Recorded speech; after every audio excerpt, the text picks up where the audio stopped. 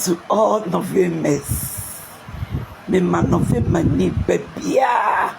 etiri nkwa eti dase na no pe wie enwumre baby bia obehu me no young ladies midinya midin pamochso midinya midin srem monsa na moshese no eya to de bo wa baby a sebe wo de wo horo wo ba ni mu no eya mama nhye wo baby e de wo horo ye ba ni mu no we no eya mama fa akro ne finger ni bi ento so esan say emwa mo ema mo wo horo mo ba ni mu ye emwa mo ba ko ema mo horo ba ni mu ye enti mesra mo ala eya na mo yi ne kakra oba de okwadwa ya wunya ebre na mutimi de kotsna salon ma ye mu makeup no so sa mo de bre na ye makeup sa bre na bi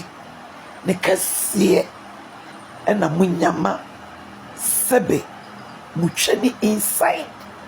and wo huruniye na ka obi oba wa huru wasiya ana sebe wa huru twemini ya eya de bi wo kasa wasiya omo se no so ne de wo kasa wo be ma o se ne de wo kasa ahimfia o se de ne ahimfie ena ma bi fifi mu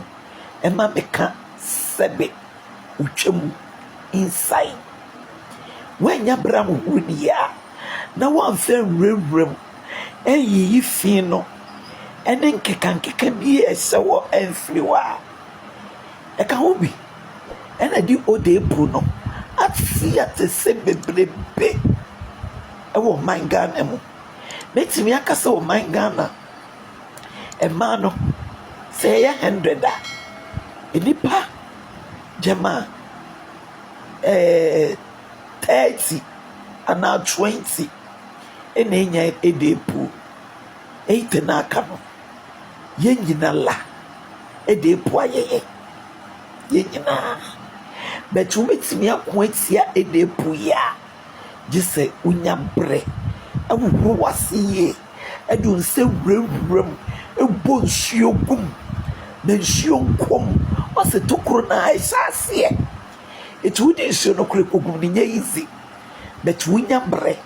etimi bonsuo na ebi betimi akom amwa huru ninka we woman ni mwase betensemo a ma me bona ma meti wo masomo no sebe me mani bebre bre betu muntimi nko asem ense ni pada sani bi ena wodi asere no ena me mebobodi bi antro e wa ha eti mesremo na mo ya mo freme so a me kaseti mi nsuo sika eya na mo nyenye no ene empanyifo se ensa eye adihwehwem ayam no on pepa ne nsa kwa wo ensa na eye ade de no on pepa ne nsa kwa ma me min charge uche mi nsuo sika na credit sika no na no so aye boati bidi mesre mo mia wani na wo mia wani a ede pu no ebetimi afro so e ma sondwe ni anitie aye okradia awrade mo young ladies ni nyina eni mo mpanyufo ni bi a ede pu nti ma wale egu ede pu nti mo kunu eni mo isia wo mpaso freme na memwa 0244 772921 na me bonema o fremia awrade be fam so ama sondwe aye okradia nyame sramunia eni etire yo piao me ye kewa.